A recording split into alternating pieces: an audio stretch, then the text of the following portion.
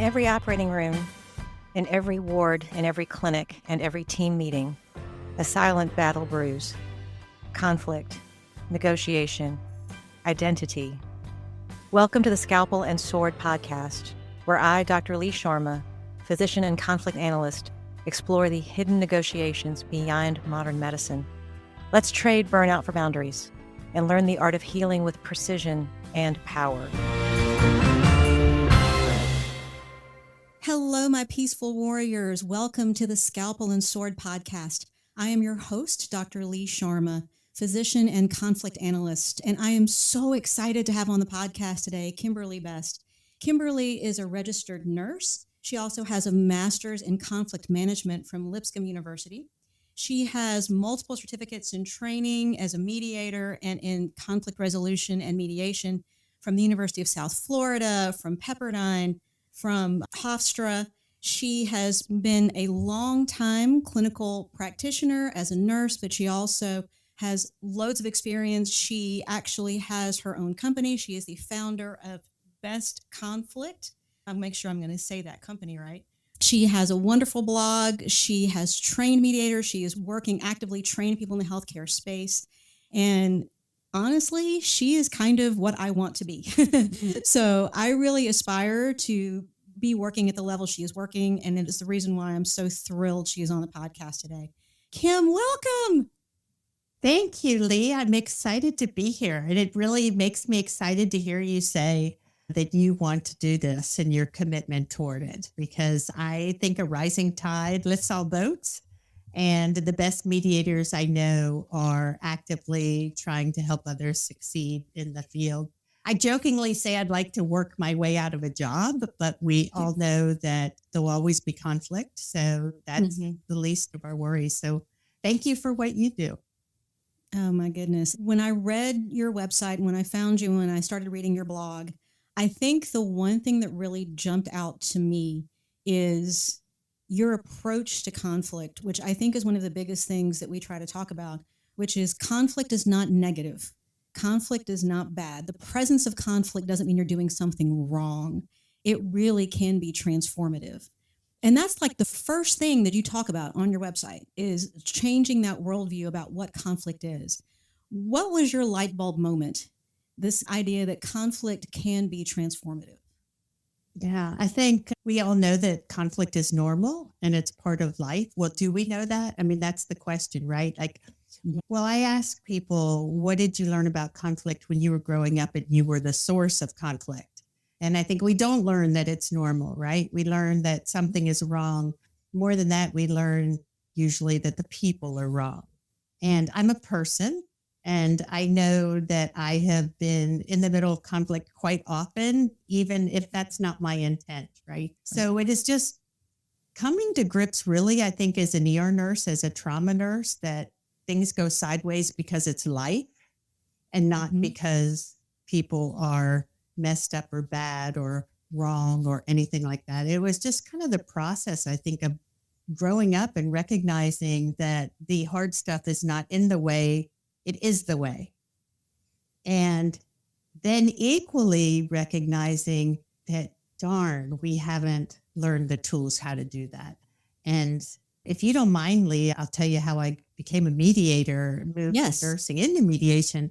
And that was going through truly the most conflicted moment of my life, which was a terrible divorce at the age of 50.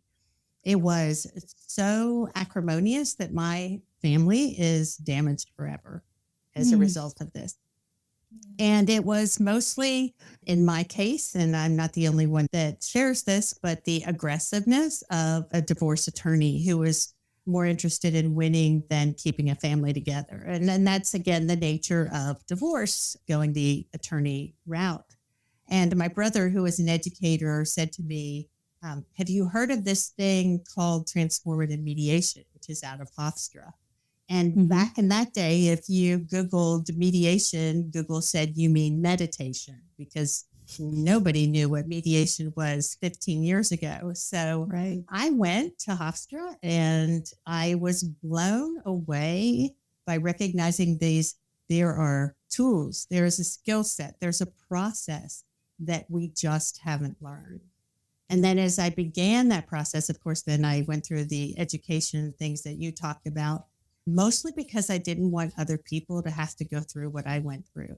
Like we have a tendency as humans to want to turn our pain into some sort of positive, Mm-hmm. And for me, it was a commitment. Like if I can do this, if I can figure out how to change that email I send, no matter how fair, right, self-righteous, convincing, whatever it is to me, to the other person has a completely different meaning. If I can learn how to do this, then other people can too. And I decided that's how I wanted to spend the rest of my time here. So I think of it as going from working in ICU and emergency physically to ICU and emergency spiritually, because I feel like people at their worst moments, which is who we are in conflict, is who we are at our worst moments. It's not who we are, Wow. So, yeah.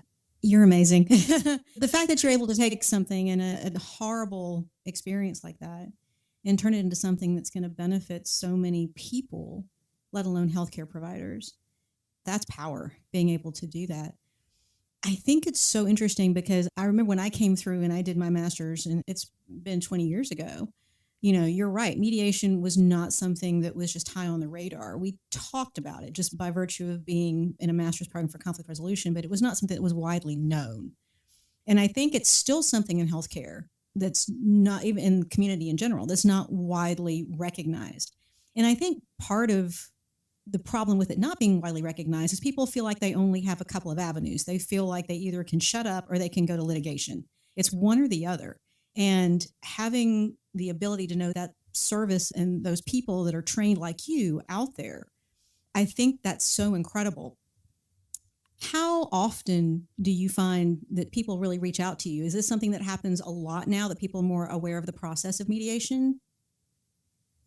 Well, not as much as would behoove all of us, including the people in conflict, but more than ever before. So I think people like you helping plant seeds of options. Mediation is still something most people have no idea what it is. And very often when they do hear mediation, the only experience they've had is maybe mediation for divorce, or knowing that it's tied to some sort of a legal process, which is terrifying to people as well. So just to use it for conflict management, for dispute resolution, for building conflict systems, people have not heard of it too much, but they're reaching out more than ever. So I feel like us evangelical type of people and people are starting to see it works. Since it's a new practice, I think we have a duty to do it well, so that people do see this as a better alternative to what they have now. As you said, ignoring it, or all that bitterness, that sits inside when you have a unsolved problem or conflict, or seeking the legal course, which is a lot. Mm-hmm. I think a lot of times in healthcare, especially for physicians, we tend to be very conflict avoidant. Some of that is that we don't like conflict. Some of that, like you said, we didn't have the tools growing up to recognize that conflict was okay, and therefore we should have a way to work with it and through it individually and also as part of a community. But I also think in healthcare, one of the biggest reasons people tend to shy away from conflict is they don't see a connection between the presence of unresolved conflict and patient care. They don't see that those two are connected. One of the things that you talk about on your website is that 41% of the time, conflict is perceived as having a negative impact on patient care. And I think that's one of the things that you talk about so beautifully, is that there is a connection between having conflict happening in the workplace that's not addressed or resolved, or at least managed on some level. And I think especially since you've worked in ER, ICU, you talk about the speed of which that process moves. You don't have time to go out in the hall if you've got a patient in a trauma code and work through a conflict for 20 minutes. You can't do that. But teaching people that conflict can have an impact on patient care, do you feel like that's a gateway to getting people to engage more in the process? I wish I could find what the gateway is, because it is my experience still, particularly in healthcare. And I had this conversation earlier today. I was talking to someone. I've created these conflict cards for workplace that I just rolled out this week, and I'm so excited about. And I really want to do healthcare specific ones, but I have a healthcare specific online workshop on Thinkific, and it has not taken off like other ones have. So, well, the conversation I had with this person was, I think a couple of things happened, particularly in healthcare. My daughter's an ER nurse here in St. Louis, where I am, and she has the exact same problems that I had when I was an ER nurse 3 centuries ago.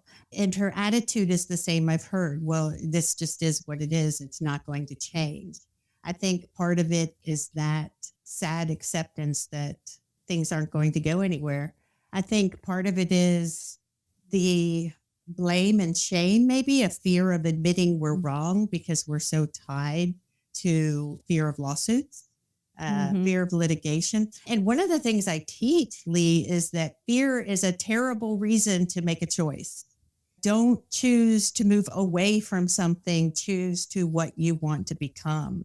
And everything around conflict management, teams knowing it, means better outcomes in terms of retention, in terms of patient outcomes, in terms of even mortality and morbidity. I mean, how strange that there's more incidences of not just lawsuits, but mistakes made in healthcare when teams are in conflict, because how well are they communicating that? I mean, all kinds of subconscious processes start happening when I'm mad at you. I don't even realize I don't want you to succeed, even if what you're doing is CPR. So it's just so complex. But why we don't talk about it more, or why we don't embrace that? How much time do you spend working? Like almost half of your life, at least in going to or from, so much time. Why not make that a good experience for you? So maybe it's for you that you do it. Maybe it's for the patients that you do it. Maybe it's just for the heck of seeing if another way actually works. I don't know.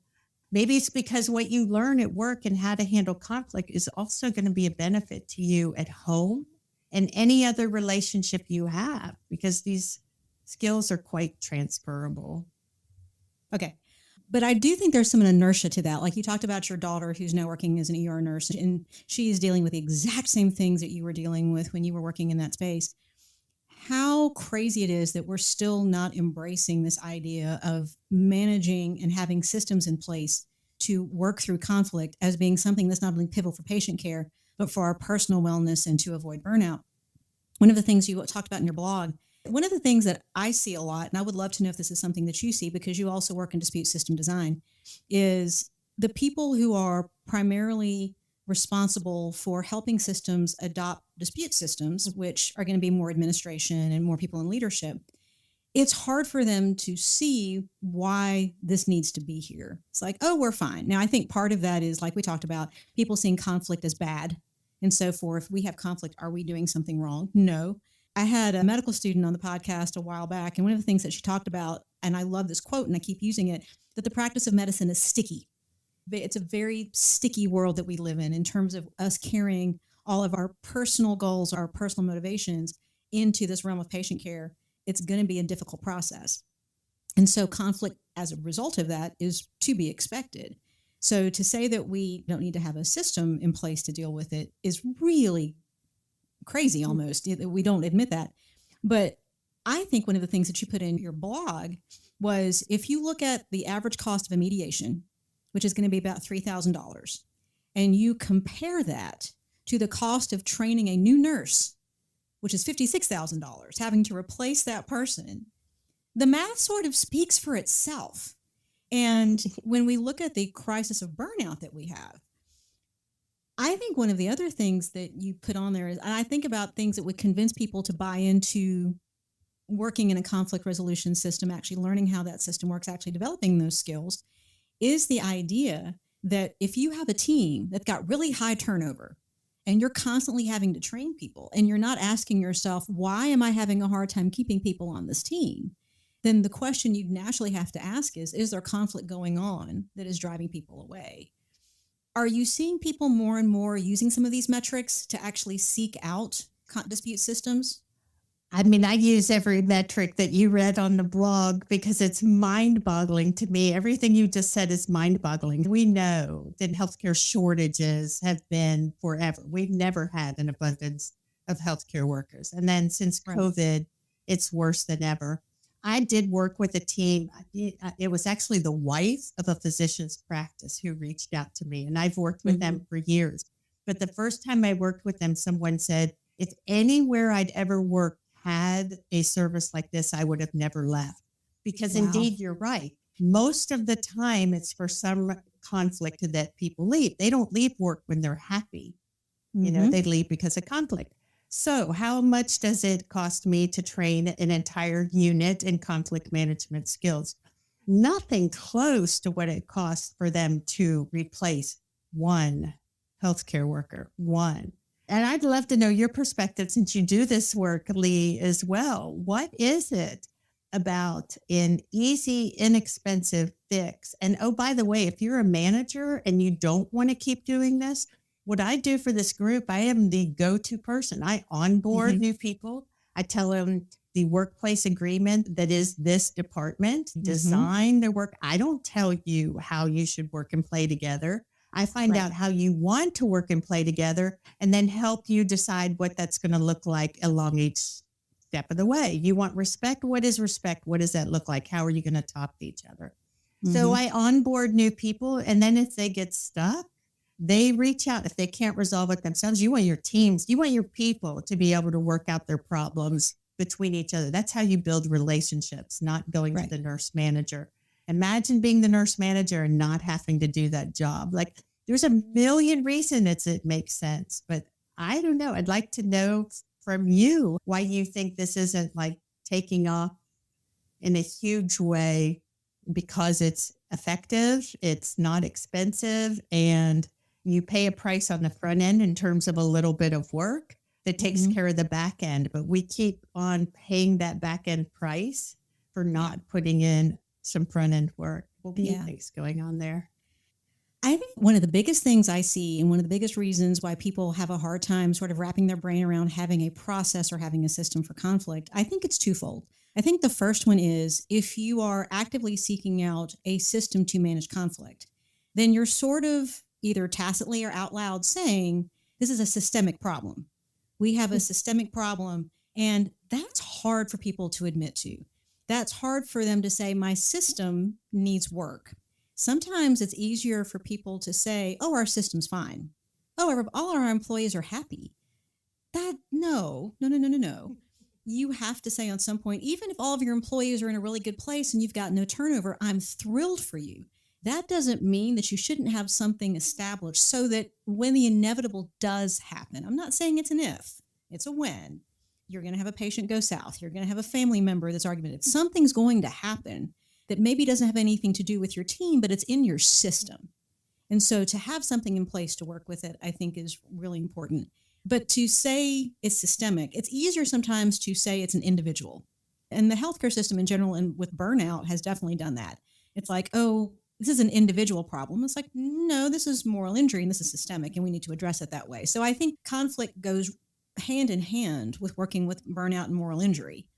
You're still talking about individuals versus systems, which is why dispute systems are so positive and so beneficial. And that's why even if you don't think you have a problem, you should have one. I think that's the first reason. I think the second reason is people still, unless you grew up in a household like you talked about, where conflict was something that you learned how to manage, where you actively engaged in that process and you are comfortable with that, there's shame involved with conflict, that we feel like we've done something wrong. If I'm in a conflict situation, it's my fault. I have done something, somebody did something bad, and therefore I walk around with shame from it. I was counseling a surgeon who was in a peer review situation. And he came to me and said, I'm in the situation. I have to go talk to peer review next week. I'm not really sure how I'm going to handle this. And I said, one of the first things we talked through the reason why he was going. And I said, even if you did something wrong, which I'm not really sure that you did, I wasn't there, but even if you did, you can't be ashamed about it. If it happened, it happened. You can learn and you can be better, and you can walk into this discussion and say, this is what I've learned from going through the process. I realize I may have done X and Y, but this is what I'm going to do to work through this so it doesn't happen again. Because anytime we make a mistake, even if that was your role in the conflict, if we can release the shame that goes with it, we're actually able to do something more positive. So I think those are the two things that I see are the biggest obstacles with people sort of engaging in even developing a dispute system. Yeah. Yeah. Well, I love that because what you did is normalize mistakes. And I remember 100 years ago, my best friend and I worked in a trauma unit, and we went out to dinner one night, and she got the wrong steak wasn't done right or whatever. And she kind of had a little bit of a fit. And I'm like, wait, if we make a mistake, people die. And here, your meat's a little undercooked or whatever. I mean, Right. the perspective of it. But for some reason, well, lots of reasons around psychology, when we make a mistake, oh, it's just normal. People make mistakes. When other people do, we want to point fingers. So we have to normalize the fact. And here's what I say, Lee. I say life is an experiment. Every single moment is one you've never been in before. Every moment. And sometimes you're going to get it right. And sometimes you're just not. And that doesn't mean you're bad, should be ashamed. Of course, we grow up learning that if we make a mistake, we're bad. Shame. So there's a reason we do this. But how about we just do it a little bit differently? I also want to reframe the systems comments that you made. I do some work with the National Association for Community Mediation, and they talk a lot about the system. And I say this, systems are made up of individuals. They're people. We have conflict because we are people, not because we're messed up, not because the system's messed up. But as one of an organization I worked with, their CEO said, people are not widgets, all frustrated. Right. We're not widgets. The hardest thing to manage is people. We're not managing people. I mean, objected that. I think our goal is to bring out the best in each person as a manager. It's more of a collaborator thing. But all that to say, it's because we're different. And we haven't accepted that because I don't agree with you doesn't mean I'm against you, right. Or learned how to talk when we disagree, or what the heck, get triggered, because who doesn't get triggered, disagree, and then go back and fix it. Like we have all these unexplored options that are built into people, and people make up the system. So if a hospital wants to say, or a doctor's office wants to say, instead of, hey, I just want to admit my system's broken, why don't we just admit that we're people and we're complex, and we need to figure out a way how to communicate with different complex people and still have a great workplace culture, patients who thrive and do well, clients and families who are happy to come see us because they know they're not going to fight against us to get something, that we are for them. How do we be for each other? Because all of these things are options. They're just skill sets. They are. And as you are working through these skill sets and you're helping people understand how to approach this, I mean, you're helping with communication. Communication, of course, is pivotal in healthcare. But one of the things that you just mentioned in terms of talking about culture, that you're actually building a culture where people are happy to be at work. And I think it's fascinating. A lot of times when you have systems where there's conflict, sometimes people in healthcare think, oh, the patients don't know. If we're having a bad day, if we're having conflict, patients don't know. Oh, that's so not true. Patients know. They're completely aware. And so the idea of using the presence of conflict as something transformative, it's actually something that as you recognize it and teach people how to work within it, work through it, actually build those skills, you actually start transforming not just the individual in terms of how they're feeling at work, you actually start transforming the entire culture. And that's something that I would love to know in terms of, as you're working with organizations, you've worked a lot in mediation, and it sounds like the healthcare system is definitely sort of lagging in terms of where we could be with this process. What has been your experience in terms of working with smaller systems, larger systems? Do you feel like in terms of working with a smaller system, is there buy-in faster as opposed to working with a larger system, which kind of seems like an aw shucks, it probably would be harder with a larger system. But in terms of building dispute systems especially, what is that experience like for you? I love that question. That actually gets me excited. So I think it's a mistake to take a big system like a hospital and expect that conflict management system is going to work in each department. So for me, maybe I can break it down this way. Everything is made up of smaller systems. And the smaller systems even begin on an individual level. So what works for an ER is not the same process that X-ray needs. Right. So you can have an overlying guidelines, I like, instead of rules that apply to the big culture, which is things like people are really reluctant for this. But one of the big things I try to do is if I have a problem with someone, I try to address the problem with them before I go to management. And Right. that fixes things on a gazillion levels. And when you get comfortable learning how to do that, you're going to feel even better about yourself. So you can have a policy like that system-wide, but how that works depends on each unit. And maybe there's always cases where things don't work. So I think I may have lost track of the question that you asked me on that. And if I did, I apologize. You're great. You're great. I know. And as I was asking the question, it's like it does, I mean, obviously with a smaller system as you're designing for a department or an ambulatory surgery center, that's going to be way different than what you're doing for a hospital, something that's a very large system. I think it's also really interesting in terms of the way people get in conflict. I think that people have different styles in terms of working with conflict. It's not just a time pressure thing. I think like you're talking about working in an emergency room or an operating room or an ICU, that time pressure is going to feel different than what goes on a ward or what goes on in a doctor's office. That time scale is going to feel a little bit different. So you really are having to look at not only what's going on within that system, which I think is one of the great things about being a nurse and having the credentials and the training that you have. Anytime you have been in that world, there's sort of the unspoken processes that go on, but you know, because you've been in that system for such a long time, they're not unspoken to you. They're very familiar to you. And I think that's the other thing that I've really found beneficial in working in this space is that there's things that going in the operating room, you don't have to explain them to me. I've been in the operating room for 35 years. I get it. But somebody who may not be in that world may not get it the way I do. So being able to bring these worlds together, I think has been really cool to watch. And I do think you're having more and more people who are seeking out this knowledge base. I had the guest on the podcast, I think that's been a couple of months ago, a surgeon from Canada who had done a beautiful article in the Journal of American Medical Association looking at the surgeon anesthesiologist dyad. And what she did is she followed in high-risk surgeries that when the surgeon and the anesthesiologist, the more they were the same, that 90-day morbidity actually decreased on an order of 4 to 6%. And these are fairly high-risk cases.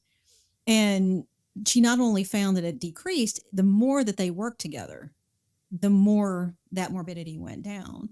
And when I reached out to her, and she was so gracious to be on the pod, but it was one of those things that as we were talking, this is something that costs a health system nothing. They're not hiring new people. They might have to work with a schedule, but we have AI to do some of this stuff now. All you're having to do is solidify this team. And when we solidify the team, morbidity goes down. As we're seeing more and more of this, I think you're going to see more and more people buy into that. Can I add something about the whole system? One of the things that excites me the most, I love systems design because it's applicable in our family. Right. Your unit operates in a system all the time. Mm-hmm. Everybody falls into that role. People usually don't step out of that role. You don't have to educate. It's always easier if you do an entire unit or system. One person changing changes the system. I mean, this is just true, right? Because again, a system, everything moving the same way. You take one who is no longer willing to play the same game and is going to introduce more positive rules and roles into that system. The first thing the system does is try really hard to pull that person back into what it's used to because systems like to keep operating. They don't like change. Right. And when that doesn't work, the system has to change. And it's the coolest thing ever. So even if it's the one person who says, I'm not going to participate in gossiping about the next shift or whatever it is, one change is going to make a change. And again, first, it'll probably be doubling down on trying to get that person to play by the old rules. But if they don't, it will cause a change. Now, those are little shifts. And the one thing about conflict management, like everything, it's like sometimes you celebrate the little shifts. I've always called conflict management planting seeds. Eventually, something changes. Now, we have enough skills that it can cause a dramatic change. But we're still human. So we're going to go back to what hasn't worked. And when you have a whole system trained, then you have accountability with one another because you want everyone to succeed. You've removed labels like the difficult doctor and the difficult nurse and the difficult patient. You've removed the rubber stamps that are on people and recognize that we all have our difficult moments and stop defining people that way. And then you identify the problems that need to be solved. You can't solve people. What are the problems that need to be solved? And then you have a forward moving process that is geared toward fixing, toward improvement, toward success. Instead of what very often happens now is we're geared toward finger pointing. Oh my gosh, that's so beautiful. I think that's also when you talk about people engaging in learning a process of conflict resolution, or you're talking about having a department start to work on this, the way that you phrase this is like if you get one person to buy into the idea that actually having a really good way to resolve conflict is not only going to be better for care, but better for you professionally in terms of your burnout and your stress, that if you get one person to buy into that, and then as you get that one person to buy into it, little by little, you've planted a seed, other people are going to see what that person has. And when they see what that person has, maybe they're smiling more at work. Maybe their patient approval scores have gone up. Maybe other doctors are like, oh, I want to work with X person because X person really helps me feel like I'm having a better day. Then you get the other people who start to buy into that process. Because I think one of the biggest challenges in trying to introduce these changes into healthcare, and I definitely feel like I'm guilty of this. So I always think about it's like, I want to see a whole system change. Well, that's not realistic. Yes, that's what I want. Is that actually going to happen? No, it's going to be little by little. And as you get that one or two people, it grows from there. So I love how you process that. When you go into a situation, let's say you're training a floor or you're training an office on conflict resolution, conflict management, where do you like to start with working with that group? The very first thing I do depends. That's a mediator's favorite answer to everything. It depends, right? When I was taking my training, it's like, oh, everything's it depends. But it's going to be somewhere geared around first taking the temperature and the assessment of what is going on now. And I want to know what's working and what's not working and what the vision is. And then I like to meet with each single person and each person. So I'm a neutral, which means what you say to me is confidential. I'm not for the success of any one person. However, I had the joy of being trained by the godfather of mediation in the United States, Ken Cloak. And he taught me the word, rather than being a neutral or impartial, I'm omni. I am for the best outcome for everyone. That is the organization, the floor, each person in it, and me too. Like, why not? So keeping that keeps me for everyone. And that's a little uncomfortable when systems are used trying to find out who the wrong person is. And I do spend some time getting but you got to not like that person over there. But it moves past that surprisingly quickly. So I meet with everybody and then I sort of figure out based on what I've heard, what the concerns, problems, issues, stuck places are. And again, that's just puzzle pieces. So it's nothing conclusive at all. Then I bring people together and start to let them design what are the things that need to be resolved here. When I work with each one, I'm teaching tools along the way that may or may not work. And then eventually we all come together and have this conversation about all the things that haven't been talked about before that are being held on to. It is my belief, Lee, for all these years, I hold firmly to people will not move out of their stuckness until they feel seen, heard, validated, and then I added valued to that. I have to feel like I matter. And just making a space where people can talk very often provides that. But in the event that somebody is stuck and they don't have some type of personality disorder, which is a whole different conversation, they still don't feel seen, heard, validated, and valued. So we work together until we have designed the workplace that they want. And here's the thing, it's not a one and done. You don't put it in place and then walk away forever. Chances are you're not going to have the turnover you have. When trying to sell this, Lee, I talk about this. Imagine being an HR person. And in the whole systems theory, we all operate as a system. Every single time a new person comes in, you have a brand new system. Yep. You have a whole different set of problems. So that whole revolving door is exhausting. Like, it's not just about the money. It's like, how are you going to herd cats or whatever you're doing when your system, you can't get a handle on what the problem is because the system is changing so much that there's always something new. What a great motivation for trying to keep some stability within your system, just so that you can breathe a moment without having to put out a new fire or a new set of fires every time somebody new comes in. Yeah. I love how you approach this. I love how you are helping them develop the system or develop the workplace that they envision, not the one that you think they should have. Is what are you guys after? Again, you're going to help them get buy-in because you're asking actively, what do you guys want out of your day? What do you guys want out of your clinical experience when you're here? And helping them to actively participate in creating that, because that's huge.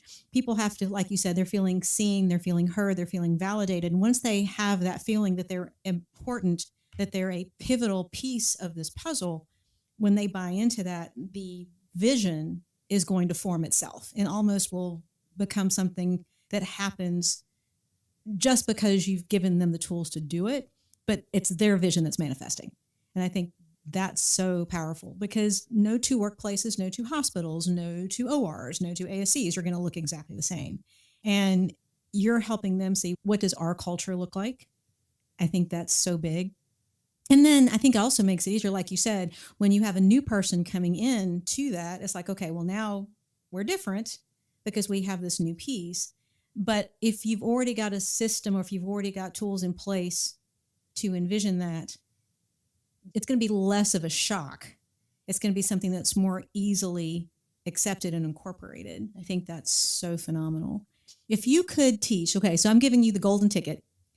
Every hospital, every workplace, every ER, you get to tell them one thing that you wish they would incorporate into their daily clinical practice. I'm walking into my office tomorrow. I'm going to go see patients, and you get to tell me one thing that would be so beneficial to my life in terms of working through conflict as a clinician.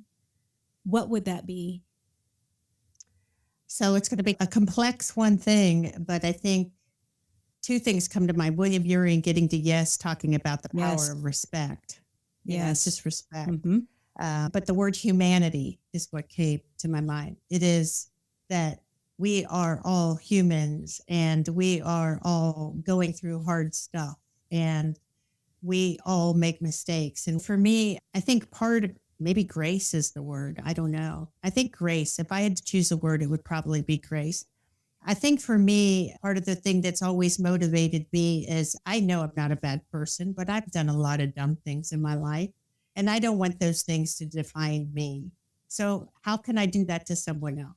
I think that's what grace is, that people have a moment. We all have a moment. Like I had a longer time, would tell a funny story about being called out by my own son. And when he's like, you call yourself a conflict manager. And he wasn't wrong because we're human. So I don't know. And then with grace comes kindness. And kindness isn't always kumbaya. Sometimes it's an honest truth.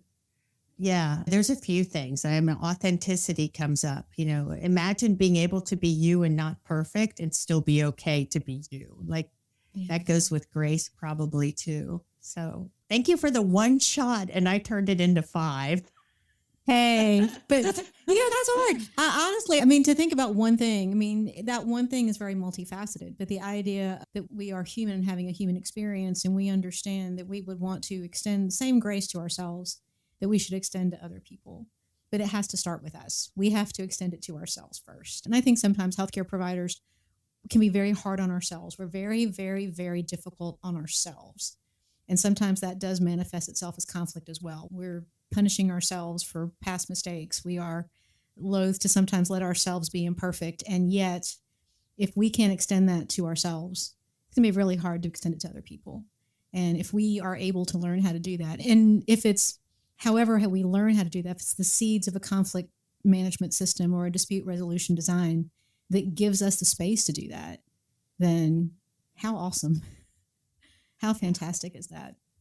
So you're doing that right now, Kim. You are helping people find the ways to be human and extend grace to themselves and other people, and giving them a structure and a space to do it. And that's why I'm such a fan of your work. It's why I'm so happy and so thankful that you're doing the work that you're doing. Well, you're going to make me cry. I mean, I'm kind of like feeling a little emotional about that, but to the extent that I have needed it too, and I know that there are tools that work that can help us remember that. We are so conflicted right now. We are so hard on one another right now. Yeah. I think more than I've ever seen in my life before. We are so forgetting that we're all doing our best with the tools that we have, which I do believe that with the tools we have. And everything that we do has a reaction, has a consequence. And I think one of the biggest things I usually in working with anybody, the question isn't how do we change the person next to you? It is literally, who do you want to be? When you look at this picture a year from now, a week from now, who do you want to be? Because that's the choice we have. And I think we forget that. We don't have to be reactive. We can be proactive and decide who we want to be. And that will change. That's the seeds planting. Yeah. Yeah. Oh, that's beautiful. Kim, thank you so much for being here. Thank you so much for your time. Thank you for the work that you do, because the work that you're doing is changing the healthcare system in such a beautiful way. If people want to find you or reach out to you, how best would they do that? Well, Best Conflict Solutions is my company, but Kimberly Best has always been sort of my brand. My name has been my brand, so I'll be pretty easy to find. And I would love to hear from you. I mean, if there's anything I can do to help answer questions on how somebody wants to move forward. And for you too, Lee, because I see your passion. And I'm at the part of my career where giving what I know so it goes on, is very important to me. So please feel free to reach out. Oh, that means the world. Thank you. And I will. I definitely will, because you have so much knowledge to share and you started such amazing work. And I hope that more and more people will join in that work. I really do. It's kind of why the podcast exists, but also you're just a fount of knowledge and wisdom. And yes, I will definitely take you up on that. I look forward to it. Same. Kimberly, thank you again. And to all of our peaceful warriors who have joined us today, thank you for being here with us on the Scalpel and Sword. And until next time, be at peace. Every episode is an invitation to speak, to negotiate, to choose. I'm Dr. Lee Sharma. Join the dialogue by subscribing to Scalpel and Sword. Until next time, peaceful warriors, may your choices be sharp and your voice be even sharper. This podcast is a reflection of lived experience and research in conflict resolution. The Scalpel and Sword is not intended as medical or legal guidance. For personal matters, please consult a qualified professional.